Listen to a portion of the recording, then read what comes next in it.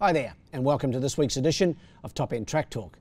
I'm Andrew O'Toole, and today we'll be previewing this coming Saturday's meeting here from Fanny Bay. It's Queen's birthday weekend, the 11th of June.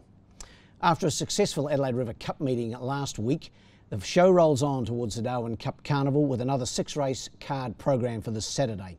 Field sizes are again on the light side. However, with a number of horses travelling to Darwin just recently, fields will no doubt grow in the coming weeks. The first race this Saturday is timed to go at 2:22 p.m.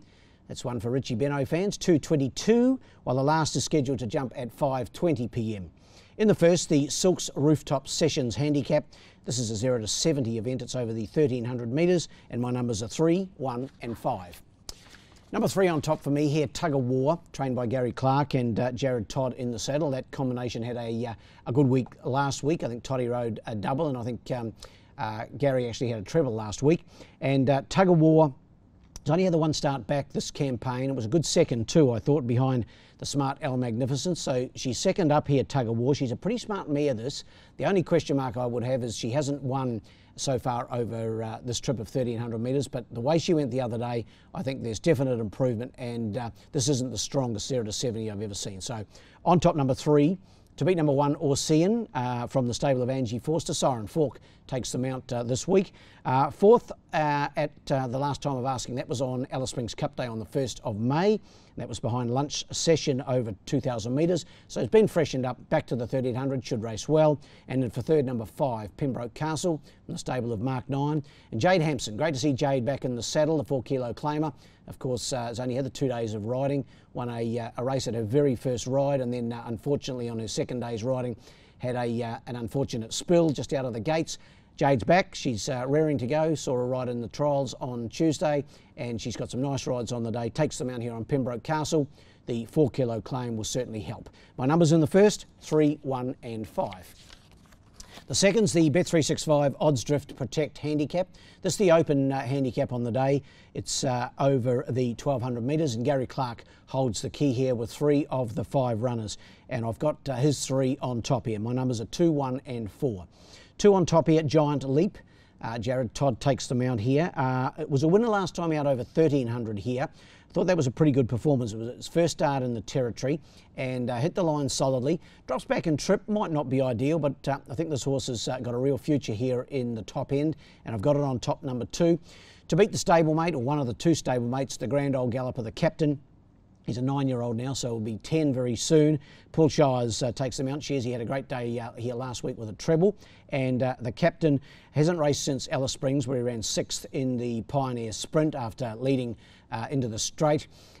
Doesn't really handle that track in Alice, I don't believe, but goes certainly a lot better here. He's won 22 races and 11 over this trip. Can't leave him out, even with the big weight of 63.5 kilograms, would you believe? And in for third, the stablemate of those 2, number 4, Blue Odyssey, was a winner 2 starts back here on Australia Day. Went to Alice Springs, didn't get a run in the sprint down there, came back, and he's third placing here behind Maserati was good. Last time out. Up in trip, which I think will help Blue Odyssey. So the numbers in the second are 2, 1 and 4. The third's the Rowan Day on the 25th of June handicap. It's not far away, only 3 weeks till day 0. And that, of course, is Rowan Day. In fact, 2 weeks till Rowan Day, of course, the 25th of June, not 3. This over the 1,200, 0 to 58 gallopers. Numbers here, 6, 2 and 5. Number 6 on top for me, Real Reason. Jade Hampson in the saddle. The 4-kilo claim will obviously be of benefit to Real Reason. And this one trained by her master, Tayan Holter. Very unlucky, 3 starts back, wins second. Then disappointed a little bit. Last start was a better run behind Dreamweaver. Beaten 4.5 kilos. Gets its chance here, I believe, number 6. To beat number 2, Prince Reuben, the last start winner from the Gary Clark stable. Jared Todd aboard. That win was on the 28th of May. It was a good effort too, beating Cowley's Creek, who I think is a big chance in the last race today, on Saturday rather. And in my third selection, number 5, Northern Factor. Vanessa Arnott aboard for Phil Cole. Was a winner 3 starts back, and then its last 2 runs have been full of merit behind Noble War, who's also won again since, and then a third to Prince Reuben last time out. So numbers in the third, 6, 2 and 5. Over the page we go to the fourth, the high gain off the track Busselton Maiden.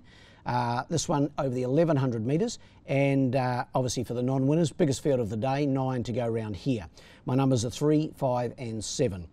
Three on top, Oconee from the stable of Gary Clark, Jared Todd aboard. It's only had the one start, that was on the Ballarat Synthetic back on the 29th of June last year, so 2021.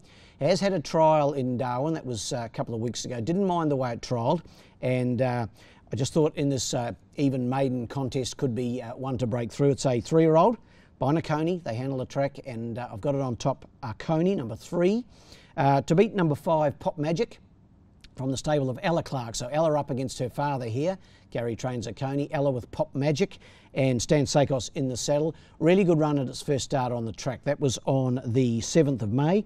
Finished second behind Rich Feelings in maiden company over this trip, incidentally, of 1100. Should be very hard to beat. And then for third, number 7, Cudgery from the stable of Chris Pollard. Been having a good little run lately, has Christopher, and Casey Hunter takes the mount. Was speedy last time out when drawing the one gate, just faded late to finish 4th to Blueberry Boy, but should lead them a merry dance again. In the 4th, my numbers are 3, 5 and 7. The 50 Ladbrokes Mates Mode Handicap. Some of these names are really difficult to spit out. The Ladbrokes Mates Mode Handicap. This one also over the 1100 for this 0 to 64 gallopers. Only a field of 5 here, but my numbers are 5, 1 and 3. Was impressed with this horse at the trials the other day, number 5, Emerald Court, trained by Heather Lehman and Siren Falk in the saddle. It's a little grey filly out of Sarib, pretty well bred by Barbados, and just the way she trialled and handled the surface here in Darwin, I thought she'd take a power of beating here. Carries 56 kilograms from the one gate. She'll certainly give you a sight, I'm sure. Number 5. To beat the top weight, number 1, Manly Cove. Gary Clark trains, Jared Todd aboard. Has been a little disappointing lately, Manly Cove, but the Clark team have elected to trial this horse a couple of times recently to get his mind on the job, and he's certainly trialled well, looking back to his best. He was certainly impressive winning his first 3 starts here, Manly Cove, but it's been disappointing since. But look to him to get somewhere back to his best form here. And then for third, number 3, the stablemate of Manly Cove in Global Wonder. Chippy Nichols takes the mount here for Clarkey. Fresh up, hasn't raced since the 18th of December, but could go a bold race in a fresh state. Numbers in the 5th are 5, 1 and 3. And the last is over the 1600 metres, the Lexus of Darwin Handicap. The 0 to 58 race for only the 5 runners here. My numbers here are 1, 4 and 5. Cowley's Creek, we mentioned it earlier, was a good run last time out behind Prince Reuben. I think can go one better here for Nicole Irwin. Of course, she had a good day last week with her Cup winner, highly decorated, back on the track and in winning form. Vanessa Arnott takes them out here on Cowley's Creek, and I think it'll be hard to beat in the last, ahead of number 4, Rojo Boom. Mark 9 trains, Siren Falk aboard. Stepping up from the 1200 metres to the mile as a fair step up, but Mark's a very good trainer, and Rojo Boom's last start second to Super Famous was solid. And my third selection, number 5, Nashwa. He's only won the 1 out of 19 starts, so he doesn't win out of turn, but he's always to be considered in a race of this nature. Phil Cole trains, and Wayne Davis in the saddle. Numbers in the last, 1, 4 and 5.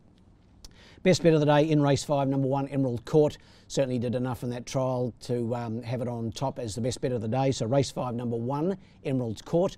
Or my best outsider or best roughie of the day in race 4, number 2. That's the maiden event, a newcomer to Darwin, Umfana, trained by David Bates. I thought this one could go a bold race. Race 4, number 2, Umfana. Well, that wraps up this edition of Top End Track Talk. We'll be back again next week in advance of our next meeting here in the Top End. That will be in a week's time, of course, when a number of ballot-exempt races for the Guineas take place.